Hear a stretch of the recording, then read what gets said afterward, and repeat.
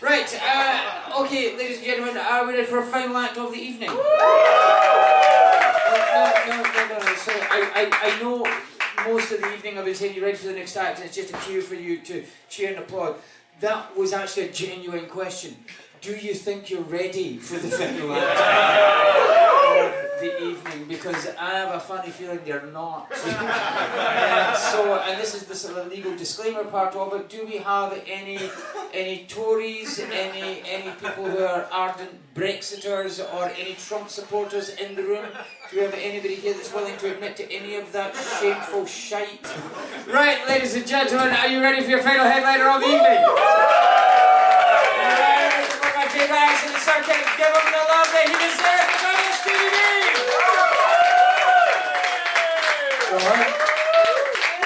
You alright? I put a lot of weight on lately. I'm calling it my Brexit buffer. Should last me a couple of months once the food runs out, come Brexit again, and we have to start eating our own fucking pets. But it'll be alright, there'll be plenty of gammon. And we'll be able to plough up the grass verges and grow our own insulin. Fucking hell, they keep going on that we fed ourselves during the war. I'd like to point out that we fought an actual fucking battle to do that. The Battle of the Atlantic. It was the longest single campaign of the Second World War. Thousands of sailors lost their lives. Millions of pounds of the country's money went to the bottom of the Atlantic. And the Americans made us pay for fucking all of it. And that was with Churchill in charge. These fucking idiots. Fucking hell. How did 17.5 million people think that the most inept political class this country has ever known could deliver the most complex negotiations in history? I wouldn't trust them to deliver a fucking pizza. This government has spent the last 10 years starving pensioners, killing kids and leaving the disabled to backstroking their own piss. And people think that unshackled from the EU, they're suddenly going to turn into Mary fucking Poppins. I don't know about you, but I'm almost nostalgic for the fucking Blair years. Alright, he murdered millions in an illegal war, but this lot are bringing our armed forces back to the mainland to protect food and medicine from our own fucking people. The best thing we can do is declare the political class has failed and ask the cast of Towie to form a government. It's a testament to centuries of inbreeding though, isn't it, eh? Not them, us! This country's being held to ransom by a backbench MP from 18th century Somerset, an armed militia from 1970s Belfast, a handful of unemployed football hooligans from the 1980s, and a retired hairdresser from Barnsley. Fucking hell, even the Tories' mates are abandoning them. Barclays Bank have announced that they're moving billions of pounds of their client money to Ireland. It's alright, there's nothing to worry about. It's just a normal strategic move.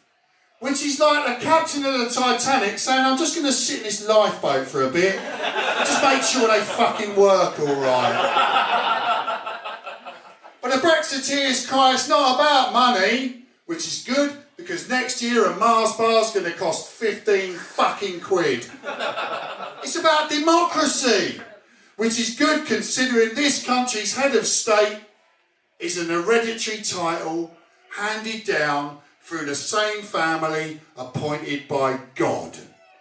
Democracy. You make me fucking laugh. We've got the second largest unelected legislature in the world, second only to the fucking Chinese, the House of Lords.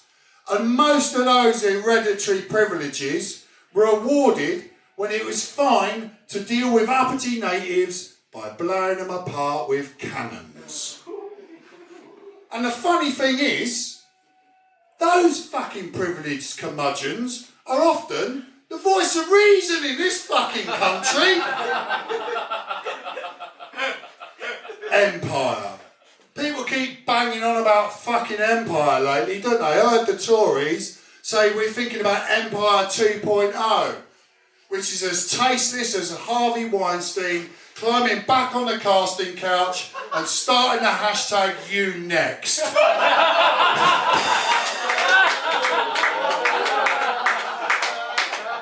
Empire. Everyone had a fucking empire. The French, the Belgians, the Germans, the Spanish, even the fucking Portuguese had an empire. Do you know what? They just don't bang on about it all the time. Just like you don't bang on about beating up your ex-wife. Alright, so our empire was fucking enormous. Covered 3/4 of the fucking world. Do you know what done for it? Arguing with the fucking Germans. Will we ever learn? Gibraltar. That's going to come on top, isn't it, eh? Sooner or later. They keep going on about the Irish backstop. Well, there's a fucking land border with the EU in Gibraltar. But you never hear anyone going on about the Gibraltar backstop, do you? And do you know why that is? Because the Gibraltar government is not propped up by a bunch of fucking right-wing fundamentalist terrorists. That's fucking why. But we don't do our best work with borders, do we? Especially if they're the border between religions. Everyone's been accused of playing politics with the Irish border. Apart from the IRA, who've just gone straight back to blowing up cars. Arlene Foster, the head of the DUP, says there's never been a hard border in fucking Ireland. Good grief, that woman, she looks like Joe Pesci in drag, doesn't she? I don't know about you, but I think Arlene thought all those fucking border towers on the Irish border, they were just bird watching sanctuaries, weren't they? And the barricades belonged to the local fucking limbo group. Who'd have thought a border carved out of a century of civil war would be such a fucking kerfuffle? Certainly not Nigel fucking Farage, eh? The reintroduction of a hard border in Northern Ireland is going to trash the peace agreement, and it's quite possibly going to lead to the reignition of Europe's longest running civil war. But hey, yeah, bendy fucking bananas.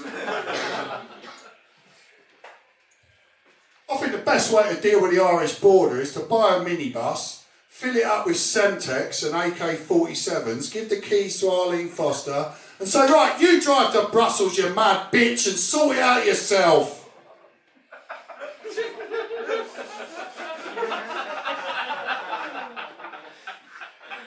Who'd have thought it'd be so difficult to find a compromise with a group of people whose motto is no surrender? Jesus. United fucking Kingdom.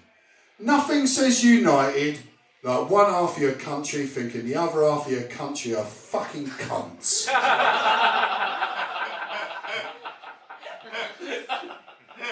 I think we should fucking drop the United and see if this all blows over, you know. If I was in charge of the country, do you know what I'd do? I'd open a load of new accounts in the name of Great Britain and fuck off with the money before we fail an Experian credit check. Fucking hell. The Queen's stuck her oar in again, isn't it? She said she wants the country to find some common ground. Daily Mail readers think that common ground is a no-deal Brexit where we turn the country into a low-regulation tax haven. Some readers think common ground means we should find some common ground and fucking fight it out till someone wins. But what she actually said was, there's commoners on my ground. Philip, get the Range Rover.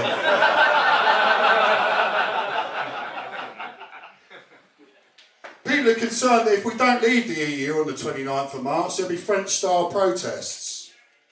But they'll be like French-style mayonnaise. White, thick, and if left outdoors, it will go bad very quickly.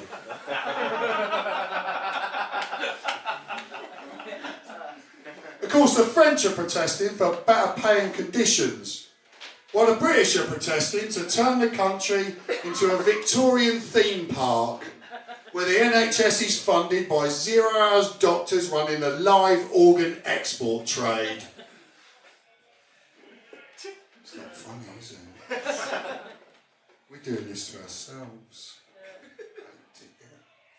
But we're alright, because the hard right won't join in the yellow vest protests, in case putting a yellow vest on jeopardises their work capability assessments.